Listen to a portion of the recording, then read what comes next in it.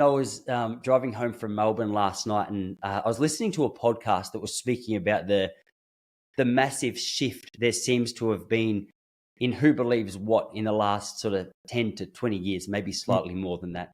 I look back at the 70s and I see the rock and rollers, like the lefties, who were very free speech, very small government, very leave me alone.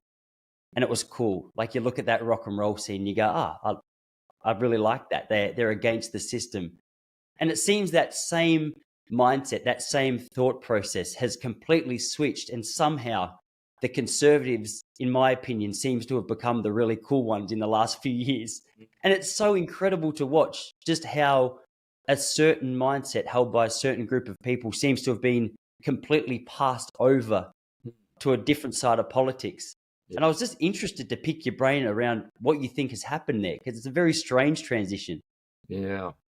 Well, yeah, it's a big question, but I think part of it is that the political shifts that we're noticing, and we have arguments about every time there's an election cycle and so forth, those are always downstream from cultural trends and downstream from high intellectual trends, particularly as in the Western world, we're becoming more and more educated. Young people are spending more time in formal education, K through 12, and then a significant number of people now getting bachelor's degrees. So what's happening in the intellectual environment is exerting more control over broad cultural trends and political trends as well. So I think it's fair then to say that what we need to do to understand that phenomenon, the various flip-floppings, is what has happened in the intellectual world over the course of the last generation. And essentially, you mentioned the 1970s. So I'm a child of the 70s. That's the music of my youth. It's when I started university and then became a professor. So I've been inside this world all of my career. I think it's fair to say that the people on the left, part of the culture was a counterculture element.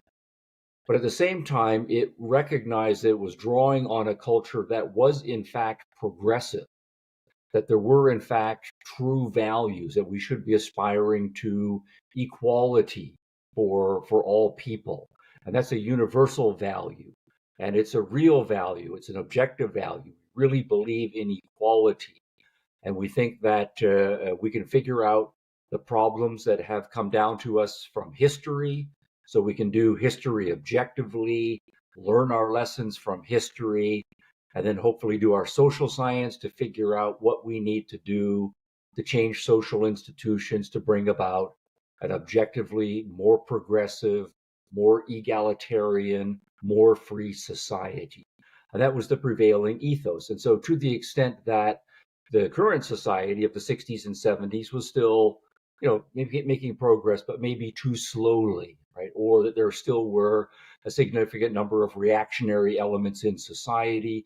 We're counter to those people. And in some cases, we want to be in their face counter to those. And so the rebelliousness of young people takes a particular form. Now, that I think is a kind of leftism, but it was also shared by a large number of liberals and classical liberals, and even some people. I remember growing up in Canada, and the Conservative Party rebranded itself as the Progressive Conservative Party because they wanted to distance themselves from old-fashioned reactionary kinds of conservatives and so on. So I think your description of where things were in the 60s, 70s, and on into the early 80s is right. But what happened was an intellectual revolution that started in the 60s and in the 1970s. Now we call it postmodernism, right? But the label is important here because it's saying that we need to get beyond all of the assumptions, even the fundamental assumptions of the modern world. And it did come out of the left, but it did, the left is always a big tent, but this was coming out of a part of the left that was extraordinarily skeptical and cynical. And it did no longer believe that there were such things as objective values or truths, or that we can genuinely learn from history, or that there are laws of social science and we can figure out what those institutions are. And this philosophical framework that was very skeptical then said, we are committed to a certain kind of left values, but we no longer believe that we are in a society that's going to make progress. It's just going to be a constant battle between different groups that have their own subjective values. Nobody knows what's right. It's just that some groups have more power than others. But we, because of our value set, then are operating in a different kind of counterculture psychology. Right. So it's not that we just need to stick it in the face of the old reactionaries, it's that the whole society we think is corrupt. We want to overturn the entirety of the society, but we don't think this is a matter of getting people to be idealistic about values and teaching them those values, and that we're going to work together to make the world a better place. It was a cynical power play understanding of the world, and that came to dominate. Now, some of the big names here are people like Michel Foucault and Jacques Derrida and others. They sound a little old-fashioned because they are a generation ago, but they were extraordinarily influential. And they then trained an entire generation of people who then became cultural leaders and professors at leading institutions. By the time we get to the 80s and on into the 90s, those ideas stop just becoming high theory. You see them infiltrating law schools, education schools, various other professional schools, and they are then training an entire generation of teachers and the next generation of professors. And then all of that then means we have a generation of people who are going to university and they are being taught a certain philosophical, skeptical, cynical, in your face, adversarial understanding of the way the world works, but they are just entering into what they see as a battle on behalf of a certain set of values. And then suddenly we're aware of everything being very different. Just let me say one more thing, and I'll kick it back to you. Earlier today, I posted a result of the HARRY study. It's Higher Education Research Institute, and it's an internal studying what's going on in higher education. And so they've done these longitudinal studies asking faculty, for example, what do you think college education or university education should be about? And so they asked professors in the 1960s, should it be about career training? Should it be about developing people into being well-rounded individuals? Should it help people encourage their self-development so they can figure out who they are and what they want to do with their lives? Should it be that we are training people to be agents of social change in society, including political change? So you have a whole array of values. Now, in the 1960s, it's true to say that there were more people on the left than there were on the right among higher education. So the content of their politics then was different, and the left was dominating in the 1960s. But set that aside, at that point, still 80% of all professors said that education should not first and foremost be about social activism. It should be about developing individuals who can think for themselves, who are going to be well-rounded individuals, who can have a productive life, and of course, also, as one of the values, be a participant in society, be a good voting citizen, and do all of the various kinds of institutions as well. So that then is to say, 80% had what we think of as kind of a traditional understanding of what education, higher education should be about. And there were only 20% of professors in the 1960s who said higher education should be essentially about training social activists. My job is to teach people who are going to go out and take charge of social institutions and political institutions and change society in the direction that I think it should go. Now, that's the late 1960s. You go to or one generation later, say the year 2010 and on into the 20-teens, that survey had been done every year for 10 years. By the time we get to the year 2015, 80% of college faculty are saying, my number one job is to train social activists. Wow. Okay. So you put those two together, right? That then is to say, we're not training people to think really and to think for themselves and form independent judgment. and look at both sides of an argument and do historical analysis and so forth. We know what's true or what we believe to be true. We know what the values are, and education is to teach people those values so they get fired up and will go out and do something in society. And that is a huge, huge change in higher education in one generation.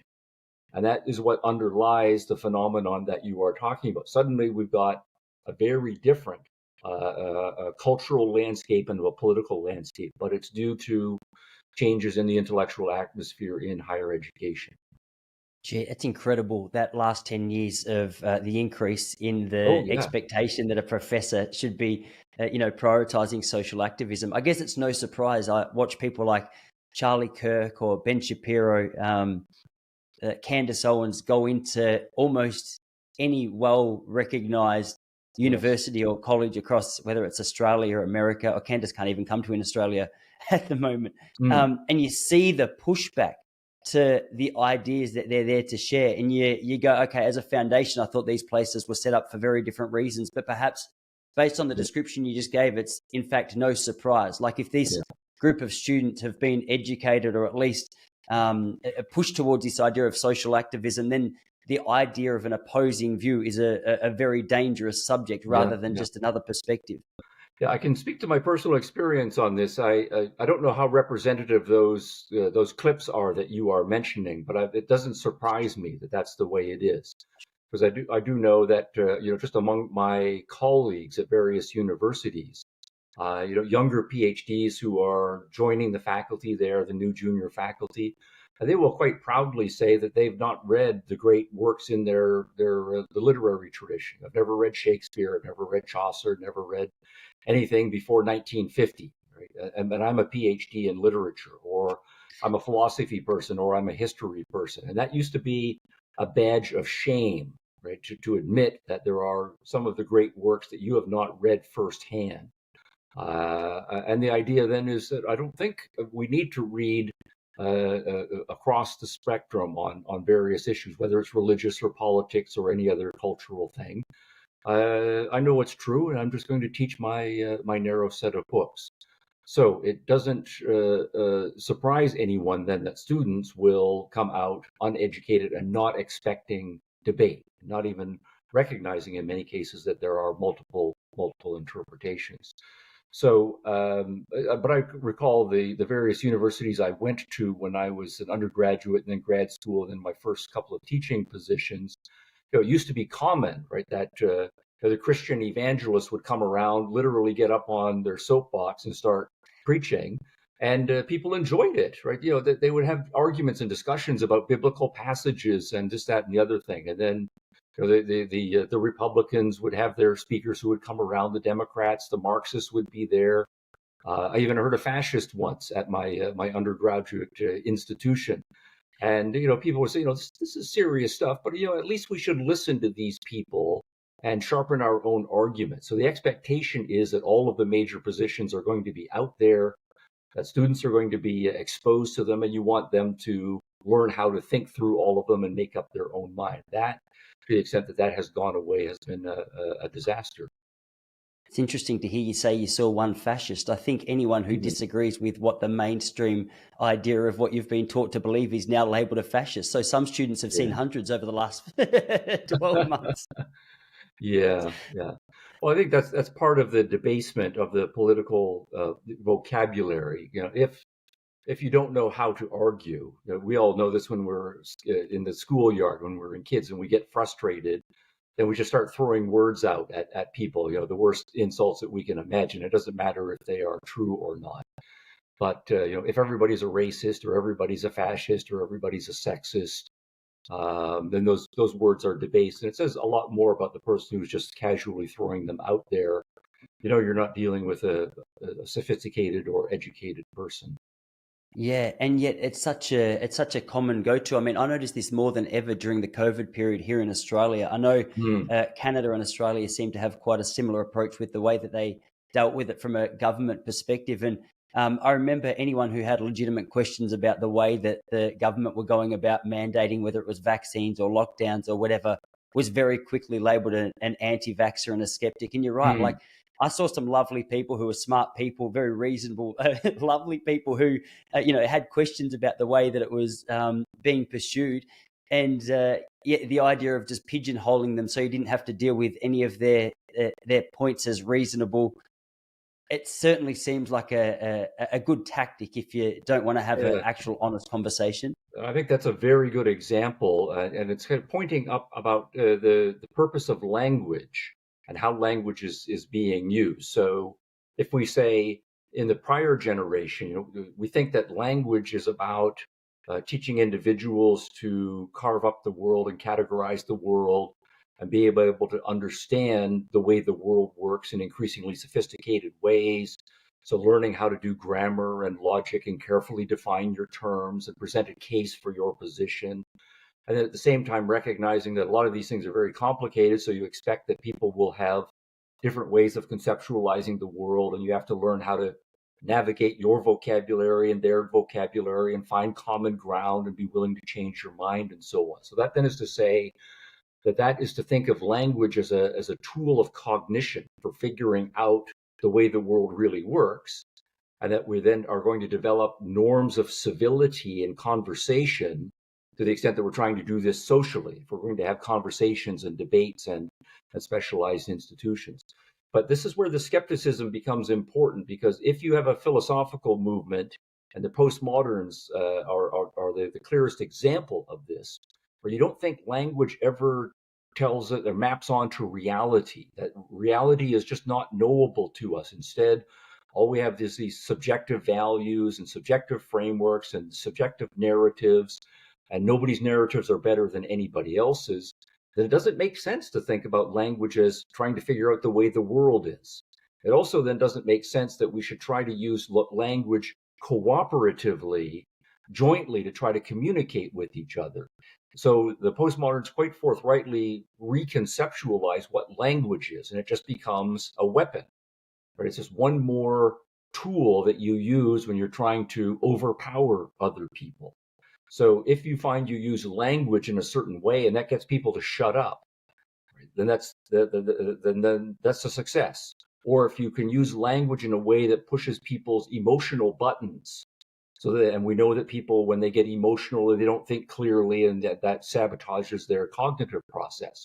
So if you learn how to push their emotional buttons with language, or if you learn that there are certain logical techniques, like attacking people personally, right, or appealing to various authorities, or muddying the water in various ways, and those also sabotage someone else's cognitive process, then that's fair game. Right, language for you is a weapon against your enemy, and any use of rhetoric that disarms or weakens your enemy is something that you want to do, rather than saying that all of those things are sins to be avoided because they get in the way of clear thinking and good communication. Yeah. So, like, with that perspective applied, like on a postmodernist, how are they even attempting to find truth? Or is that something that's completely irrelevant? Like, the idea of truth is just out of reach, regardless of how well you research, how well you look. It's not something you can actually find for sure. I guess that's probably the problem so many postmodernists have with, like, the religious organization, or maybe one of many problems that they could point to is the fact that it seems quite dogmatic, and ironically, they seem to share so many of the traits that they apparently stand against. And yet, that's one thing that I struggle to sort of wrap my head around, because the idea of using words so effectively to disarm your opposition's ideas, but not in a way to actually point towards or help discover truth, it almost seems like an irony. Yeah. Well, irony is a favored word of postmoderns, because they will, often say that they're taking an ironic stance. Right? So they'll use certain words, but at the same time, you are backing away from the literal use of those words, because we don't want to go down this philosophical road, but there is something self-contradictory about saying, the truth is that there is no truth, right? Or it really is the case that we don't know what's really out there.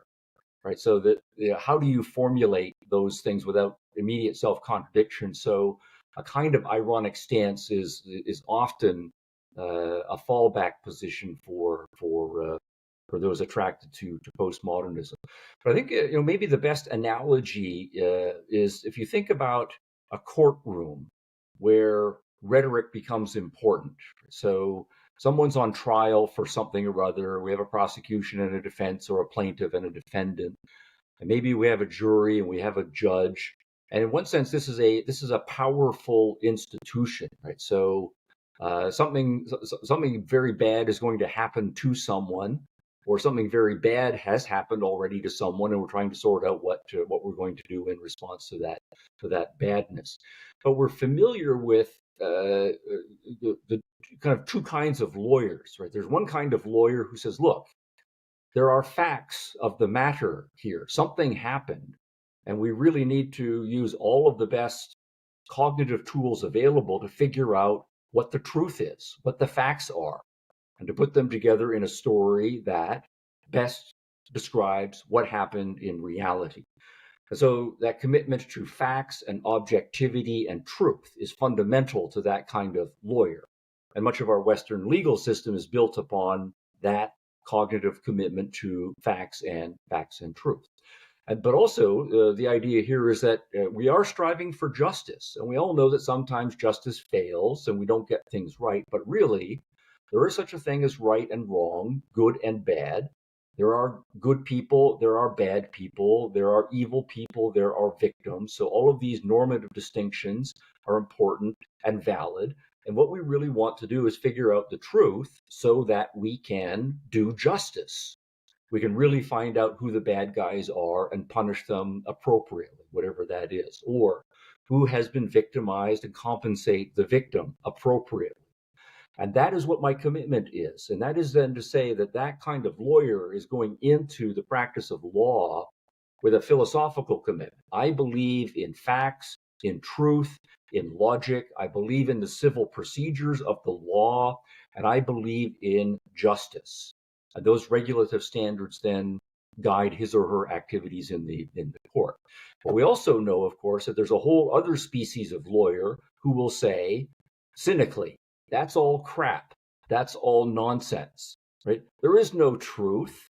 And courtrooms are not about figuring out truth and justice. Courtrooms are about who can tell the better story, the sexier story, right? Who can, in some cases, pull the wool over the eyes of the jury. And I can use all kinds of rhetorical tricks in order to mislead them down this road or obscure various things that the other side came up with. And the issue here is not whether I'm saying things that are true or not, but what can I get away with, right? Before the other lawyer objects, before the judge strikes me down. And so I'm just using language as a tool of power. I want my side to win. It doesn't matter if my side has truth and justice on its side. It's all about power. And the language I'm using in the courtroom is just to get the power of this institution on my side and against the other side. That's the difference between kind of the mainstream of Western civilization for the last 2,000 years and what the postmoderns and some of their allies are attacking.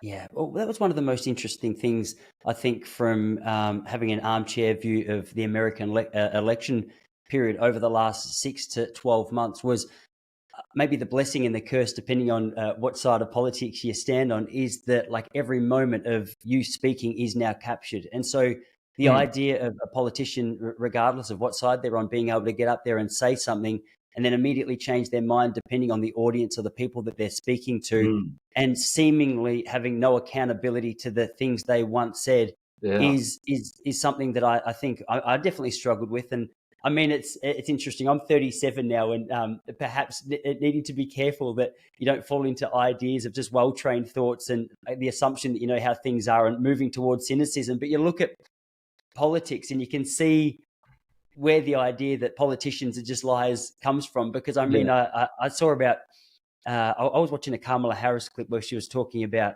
gun ownership at one stage, and you know how we've got every right to be able to take guns. And then 6 months later, she's a proud gun owner. And people I remember just reading people saying, hang on a second, like, where do we stand? And I mean, I'm completely open to the idea that, and naturally, I change my mind from time to time, and I hope I always will my beliefs actually change. I can be public and open about that. But the idea that there's 15 in a short space of time makes you question, whether you believe anything you're saying, or as you say, you're just trying to win an argument or win an election in this case. Yeah. I think all of this carries over to, or applies in lots of different cultural spheres, but I think you're quite right to say the debasement of political discussion in a democracy, as exemplified by the last perhaps couple of elections, is an illustration of that. I think a couple of things I think are going on. I think one thing is politicians have always done this. Yeah. That's true. So part of it just might be what you're talking about is now that we all have the cameras and everything is instantly recorded and beamed around the world, that we are as consumers of politics, so to speak, right? The people watching what the politicians are saying, we have better access to catching them when they are doing this sort of thing. And so in some sense, we can be surprised that it happens as often as it does. I think aside, it's not simply a technical issue about our being better able to detect it when it happens, but I think that the expectation that politicians will tell the truth has declined as well over the course of the last generation.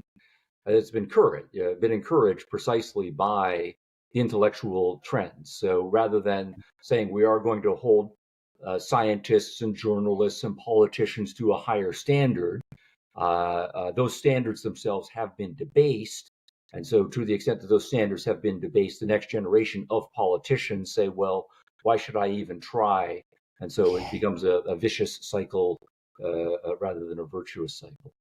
Yeah, you see it through not only politics, but like a lot of mainstream institutions. I know you've probably had a front row seat in the academic world through college, university. But I mean, whether you're a newspaper, a news outlet, a politician, the level of distrust that the public has over, I mean, I can only speak from the last 10 years when I've been paying more attention, seems to have dropped dramatically even in that time. And it's been a real power struggle here in Australia. Currently, we're in a really interesting time. I think we've got quite a so-called progressive government at the moment, our Labor government, and there's been a number of things that they've attempted to pass that the Australian population have voted against. But the most current one is like a misinformation bill. So the idea that the way they're floating it is, at the moment, we're trying to ban social media for kids up to the age of 16. And I mean, I've spoken to a few parents, and on the surface, like everything, you hear that and you go, oh, okay, it makes sense. Like, it's taking a lot of their time. There's pretty clear graphs that represent the drop in mental health between their use of technology and, a couple of years down the track. But then Elon Musk posted about it. He's gone back and forth with our Prime Minister, just speaking about how it seems like a backdoor attempt to control what information the general population has access to. And I mean, if there's one thing that those institutions, for a large part, seem to have an issue with, it's the fact that alternative ideas are being expressed that maybe make more sense than what these so-called trusted institutions are telling us to believe. Yeah, no, I think the decline in the trust of institutions is a healthy thing because it is so well deserved.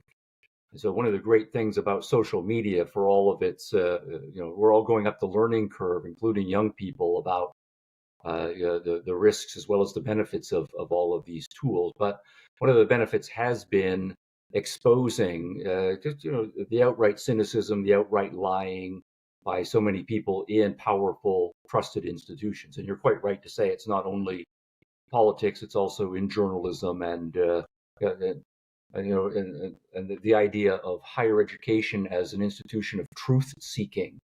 It's almost hard to say that with a straight face in many departments of higher education. I don't want to be too cynical. I think in many universities around the world, beautiful, wonderful, truth seeking things are occurring.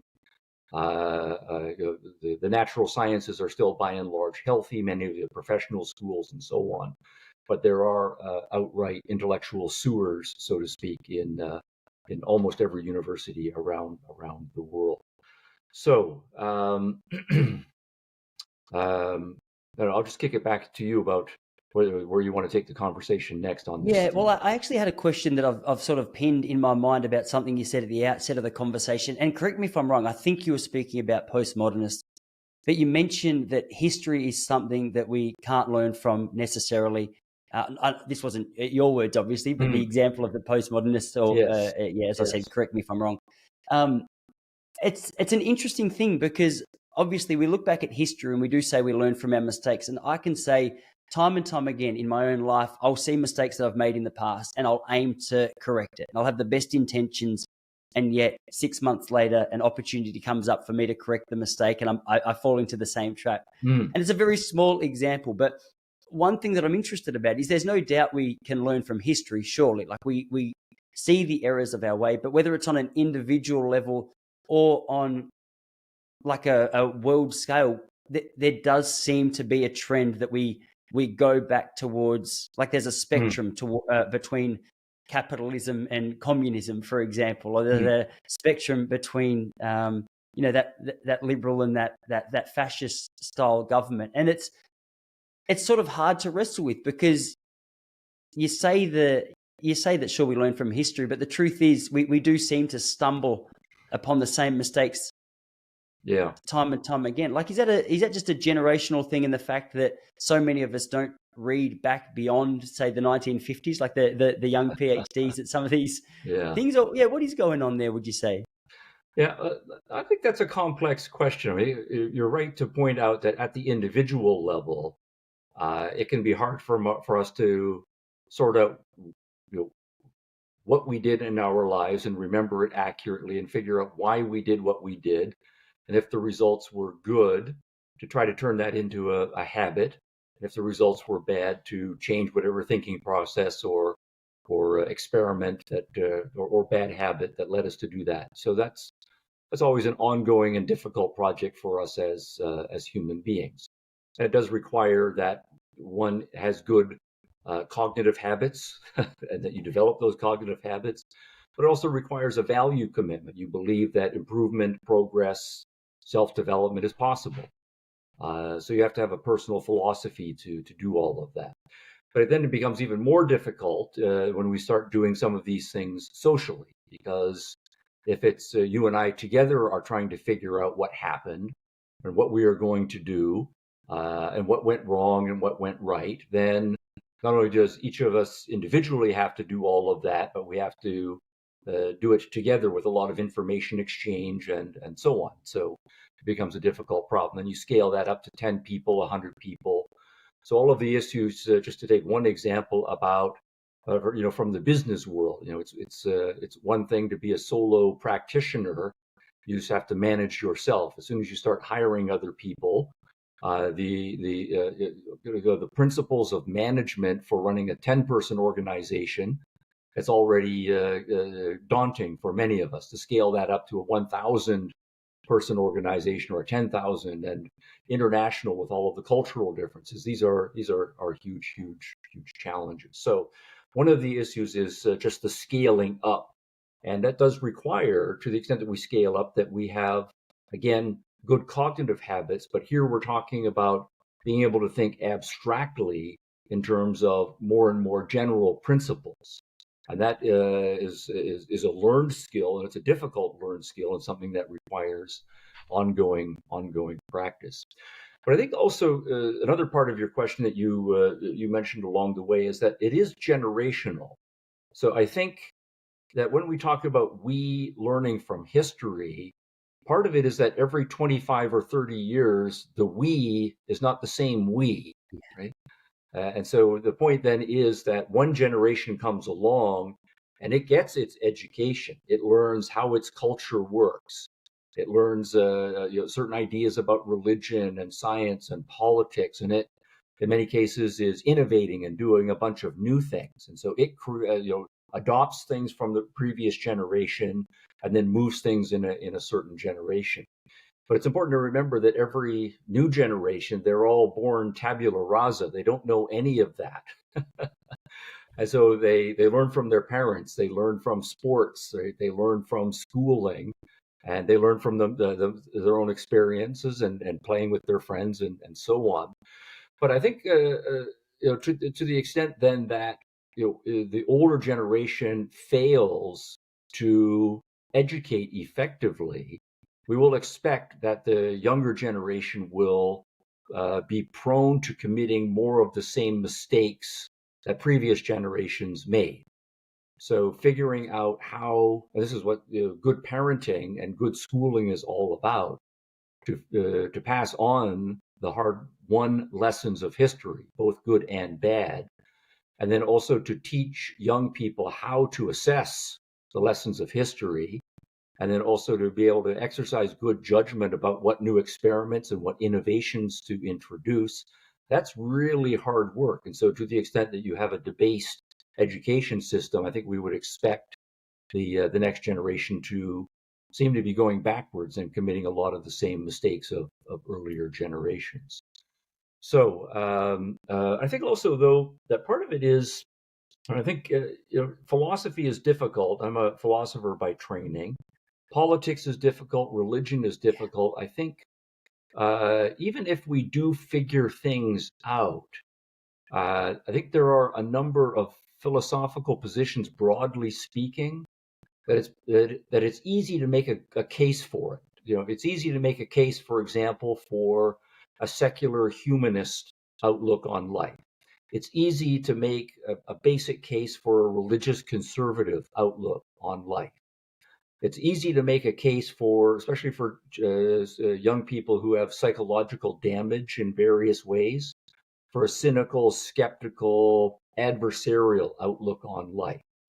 And so I think there are philosophical frameworks that every young generation of people, significant numbers of them, will first hear of that framework, and it will seem reasonable to them. And since life is short and they want to get on with their own lives, they will adopt that framework. So my expectation, though, is that sociologically, we should expect that every generation, there's always going to be representatives of kind of all of the major philosophical outlooks that are there. And what happens that determines the direction of that society for that generation is going to depend on which of those frameworks has the best arguments in that generation and uses the institutions of learning and the institutions of culture the best to convince the most number of people in that generation. But there's nothing fixed about it and nothing deterministic about it. And so even if we are progressive, and I think we have been progressive for the last 500 years or so, in many cases it is going to be 2 steps forward, a step back, or 3 steps forward, 2 steps sideways, and so forth. So it's a work in progress, to use a cliche. For sure. I mean, it doesn't seem to matter what scene you're involved in, whether it's a sporting team or like a religion, politics again.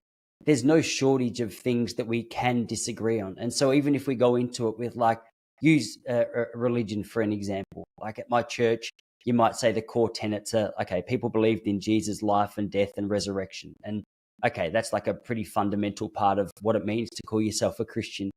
And yet you go a little further down the line, you go, okay, well, there's you got a Baptist church and you've got a Pentecostal church, and they've split based on the fact that there's slight variations in what you believe about certain scripture. And I mean, that split just has gone on for hundreds of years and through thousands of different denominations. And It is interesting that even when you do have some core tenets that all of you would agree on, you can still disagree on the minute details to such an extent that you're not going to meet with those people on a Sunday. You're going to go and start your own congregation. It seems like it's a difficult world to navigate when there's so much to disagree on. Well, yeah, that's right. But it's better to have those difficulties than to be in a world where you're not allowed to try to navigate those difficulties or think about those difficulties. So we know that there are societies that are self-stultifying. You mentioned dogmatism earlier, where the dogmatic philosophy becomes dominant, and then it institutionalizes itself in all of the major cultural organizations, and then people just don't think anymore, and kids don't learn the thinking skills, and so that becomes a stagnant culture. So in one sense, if we want to have an open society, we will have to accept the messiness that goes with it, including having to navigate hundreds and hundreds of issues. And our best hope is training enough young people to have the cognitive skills and the emotional resilience to be able to do that more or less successfully. Yeah. I'm glad you brought up cognitive skills again, because it was something you said earlier, and I like the phrase. When you say cognitive skills, like when it comes to our thinking, what are you referring to? How would you actually develop cognitive skills that are going to help you navigate some of this terrain? Yeah. Well, let's try. I don't know. Let's try a parenting example. So, uh, suppose you're a parent, right? And we'll just talk about style. So, if you're a parent of young, you've got your young kids. You're basically tired all of the time. So we'll start there, right? So maybe you work, right, and you work hard, and then you get home, and you love your family and you want to spend time with your family, but kids also are exhausting, right? You have to look after your house and blah blah blah. And so kids are kids, and there are all these bundles of energies, and you've got 4, 6, and 8-year olds, and all of them have a million questions about everything. All of them want to do things their own way. So what we then have, so to speak, is a mini society, that we call a family. But if we think about just the standard parenting styles that we are familiar with, I mean, there's one kind of parent who will very patiently say, the important thing here is my kids need to grow up with some independence, with an active mind. I want them to be curious. I want them to be emotionally resilient. So I'm going to have to tolerate, right, my kid asking why, right, all of the time, and try as much as I can, even when I'm tired, to answer as many of those questions so the kid can understand, to the level of the kid's ability, what's going on, what the evidence is, what the objections are, what the uncertainties are, and so forth. And that sometimes there's going to be that I don't know what the answer is. And then I'm going to want the kid to say, well, okay, my parents are not the know-all authorities. Maybe I'll just need to live in uncertainty for a while, or try some experiments to see whatever. And sometimes things are going to work out and sometimes they are not. And that's okay. It's okay to cry sometimes. It's okay to be happy at various times. And so dealing with the emotions and talking through them, and so on. So we can talk about the principles behind that, about if you think that's the right model of parenting, how to do that well, and so forth. But we can also, though, imagine, we all know that there are parents who say, in this situation, my kid starts asking why, the kid's challenging my authority. I'm the parent here, and kids should be listening to what I say. I already told the kid 20 times this is the right way to do this, or what the answer to that question is. And sometimes kids should just be quiet. They should shut up and give us some peace and quiet. Right? And so I'm going to then develop a more authoritarian parenting style. Here are the right answers. These are the truths. When your father or mother speaks, they should only have to say it one time. You agree with that and you do what they say. You don't challenge your parents.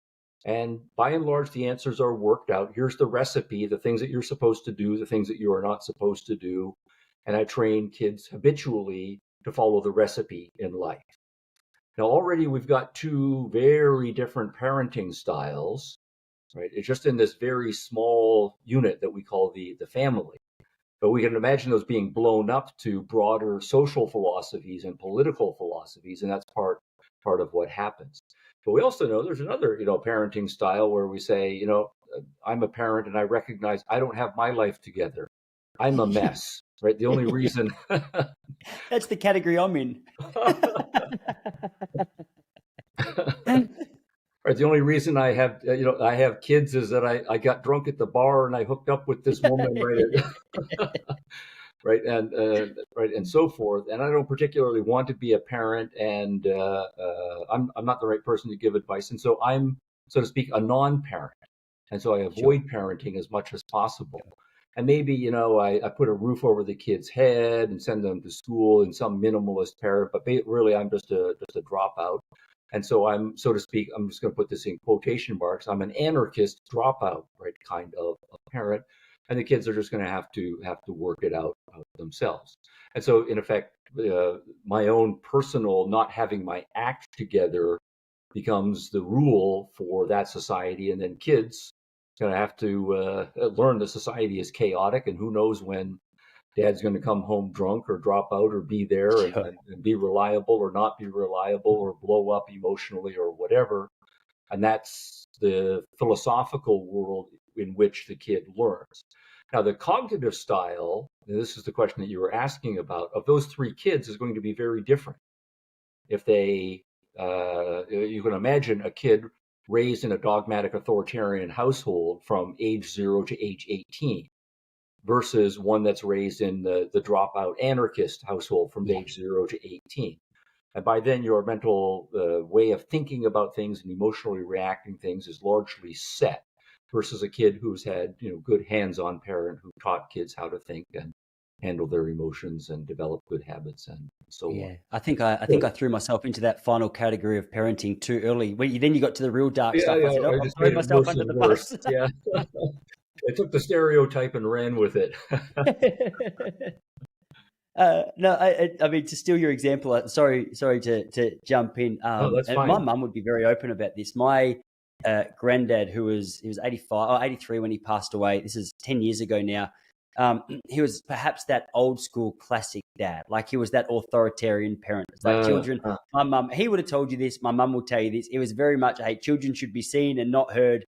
You listen to what I say when I say it. And it's really interesting to see. My mum's one of three kids. There's her and two brothers. My mum's a real rule follower. Like, if someone says you do this, that's what my mum does. And I think to a fault sometimes, and she wouldn't mind me sharing this, but I often look back at my granddad, Harry, and I go, I can kind of see the origins of that, because he was the kind of guy that, especially when he was young and big and she was little, he was an authority, not just in how he spoke, but in how he held himself. Yeah. And so the idea of arguing back to that came with serious consequences. Do you know what I mean? Yeah. So I see her now, and we often clash, because I would say that I'm maybe the opposite of that. I'll sort of dip my toes in the water of a little bit naughty from time to time just to see what happens. And she laughs at me. She goes, I can't believe how differently you and I are in temperament. Like, so it is interesting, even from, well, I guess that's that 30-year period again, 30 years between my granddad, my mum, and myself. There's some real changes in the way that, the way you were influenced as a kid has changed the way you approach life as an adult. Yeah. Oh, yeah, for sure. Absolutely. Let me throw one other example. That's to talk about in a family model, and I think we can all relate to that. But kind of how this scales up into broader cultural models, and not yet to go into politics per se. So I'm from Canada originally, and now I'm living in the States. This is where mostly I've spent my time. So one thing I've noticed when I've done teaching and lecturing around the world is that there are cultural differences about something as simple as crossing the street.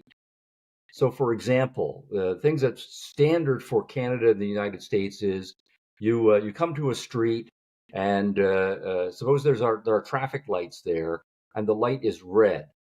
And you will look at the red light and it says, so you don't cross. But pretty much what you do is you will say, well, how busy is the street? And you'll look both ways. And if there are no cars coming in either direction, it's safe to cross. You'll cross the street, even though it's a red light.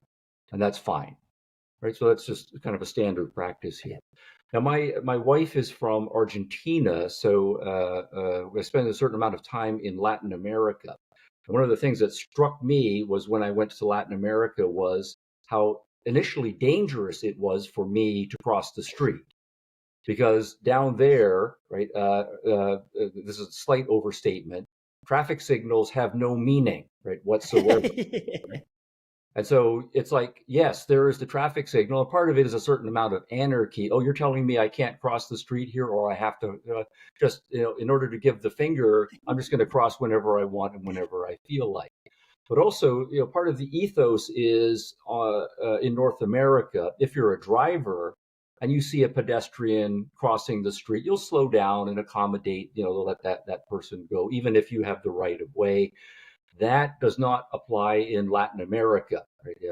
You take your life into your hands, and you get no quarter, right, from drivers down there. So there's an aggressiveness, right, in play there.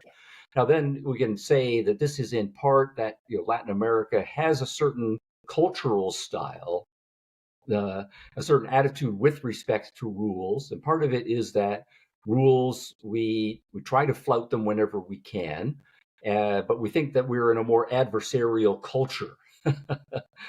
Me versus you, and that comes out in the driving style. Whereas in North America, if someone's having a bad day, then yeah, we will say they have road rage. But by and large, right, it's a much more benevolent culture. And with respect to rules, yeah, rules are in place, but you can break the rules when it suits your judgment. But I remember contrasting that with a couple of times I've been a visiting professor in Poland, which is emerging from the first generation after communism. And communism is very much a dogmatic, rule following institution. And to draw this right back to the example of crossing the street, I can remember coming back from a restaurant late at night with some colleagues who were Polish academics.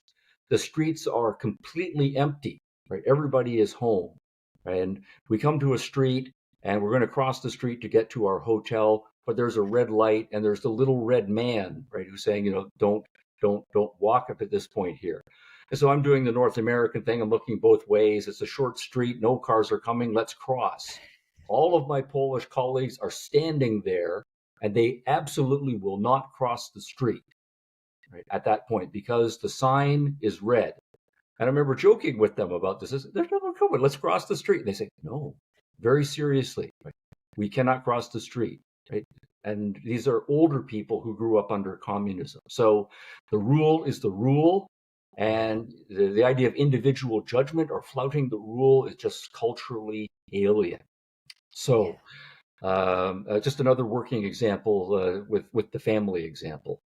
It's a great example. I mean, it's amazing you don't even have to cross cultures to be able to experience it. I live in a coastal town, little place called Point Lonsdale, about an hour and a half outside of Melbourne. And if you go into a shop here with no shoes on, people just assume you're a surfer. Yeah. And then you take that same approach in the middle of Melbourne. You go into a shop with no shoes on, people assume you're a drug addict. It's a really weird dynamic to see, like even with 150 kilometers difference. The rules bend and change. It's very interesting. It's very interesting. How have you dealt with the I guess the criticism, for lack of a better description, that some of the big colleges have received over the last few years with reference to what we were speaking about earlier, like that seeming like increase in the approach to social activism and teaching around that? Because I think sometimes, and I've fallen into this trap, you throw the baby out with the bathwater in whatever field it is that you're looking at, when really within each of these institutions are like a lot of very reasonable people who have got the best intentions to help the students. Yeah, for sure. I think this goes across much of the political spectrum, if we focus on that, and much of the religious spectrum. I think there are people on the left, people on the right, people who are liberal, conservative, I would say moderate socialists, who are nonetheless still committed to the liberal arts ideal as it was developed in the culture. You want to develop a well-rounded person. You're going to trust that ultimately each student has to make up his or her own mind. So you have to train their reasonable faculty to understand all of the big issues are controversial, and people need to know both or all sides of a controversial. And particularly if we are in an innovative culture, at the front end, the cutting edge, so to speak, there's always going to be things that we don't know and lots of debate. And so we are, despite political differences, in many cases, despite religious differences, jointly trying to educate the next generation of students to understand and then become contributors to that ongoing cultural work. But then at the same time, we do know that there are dogmatists, and a significant number of them. Now, in sort of mainstream universities in our generation, most of the dogmatists are on the left, and they are coming out of the far left. There are a significant number of more religiously oriented institutions, and there's a lot of dogmatists there, but they're typically coming out of the political right and obviously a certain religious perspective. So Partly, I want to say there is a demographic shift, and we should be aware of the demographic shift. And I don't like the demographic shift that we have more dogmatists than we should in self-regarding institutions. At the same time, I'm not totally pessimistic about this because I recognize from history that philosophical waves occur, that we go through sometimes eras of dogmatism, sometimes eras of skepticism, sometimes eras of liberalism, and it depends on which of the brightest intellects in each generation or two have the best arguments or the most interesting new theories and so forth. So in one sense, it's natural to say that, okay, philosophy and closely related disciplines, when I was a student, were in a very skeptical and cynical place. A lot of the leading theories and paradigms had just failed, and nobody knew what to do or what was going to replace them with. And so a lot of people then just take a leap of faith or dogmatically say, well, I'm going to go for social activism and just do my own thing. And we are in the either peak social activist phase right now, or perhaps I hope we're on the downside of that. And that's part of the natural evolution, because what happens is a better generation of intellectuals come along, and new paradigms and new theories that solve the problems of the old ones come along, and people get excited about that. But then at the same time, students say, look, I don't want to just learn social activism and to hate other people because they are the wrong race or because they're rich or whatever. I want to get along with people and build a better society. So students, stay away from the social activist courses, the angry, indoctrinating courses. Donors learn to the extent that governments are funding these institutions. The politicians learn that they're just funding dogmatists, and so they start to put correctives in place and so on. So, as messy as the last 10 years have been, at the same time, I do see signs of health there, just because it takes a while for people to regroup who actually want to do education, and there are new institutions coming into existence. There are reform movements inside the academy. There are brand new colleges and universities that are being formed saying, look, we're going to get back to education. We're not going to do woke crap, and we're not going to do indoctrination anymore. And at the same time, parents and students themselves are learning about some of the horror stories about what's actually going on in universities. So they are becoming savvier consumers, so to speak, choosing more carefully which universities they send their kids to, which departments at which universities they send their kids to, supporting the new institutions, seeking other avenues, and so on. So there are corrective and innovative entrepreneurial ventures coming along. And I'm optimistic that in 10 years, we will be looking back, I think, from a more healthy, cautiously optimistic perspective. Yeah. Speaking of those new institutions, just before I let you go, I don't know if we were recording when I said it, but last night I heard you and Jordan Peterson speaking about the fact that 2 of your 8 classes or 2 of your 5 classes on Peterson Academy have been released. That's a pretty exciting prospect. It seems like a big project that's being undertaken, but is that like a main focus of yours at the moment? Are you still speaking? Are you still teaching in colleges in America or in Canada, or where are you at with that right now? Yeah, well, yes and no. No, the Peterson Academy connection has been just great. They were trying to figure out, partly for all of the politicization issues that you are worried about, how can we create an institution that's actually going to teach all of the controversies in religion and politics and psychology and philosophy and so on. But how also can we do lower cost education so that students are not spending tens of thousands, or in some cases over $100,000 or $200,000 to go to traditional universities, and those don't fit for everyone. So low cost, nonetheless high quality, and then also the technological materials that we have available. We can bring world-class lecturers in who are area experts and have them teach a course in their area of expertise. it's a certain amount of time commitment for that person to go to the studio in Miami, teach the course. But once it's done, then you have first-rate production values, and it's timeless, and it can be viewed all around the world. So there was a lot of very careful strategic thinking that went into that. So I'm happy to be a part of it. And then just in their first month, they had 35,000 paying students. So it's already Wow. it's a good sized university by anyone's standard. So I think that's a great experiment.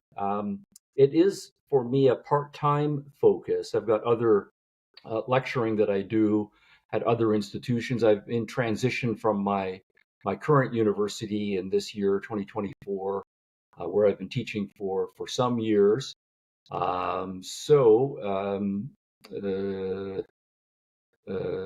there's no short answer to your question. I've got, Yeah. I think, 3 or 4 big projects going on. Peterson Academy, and as you mentioned, there's 3 more courses in the pipeline.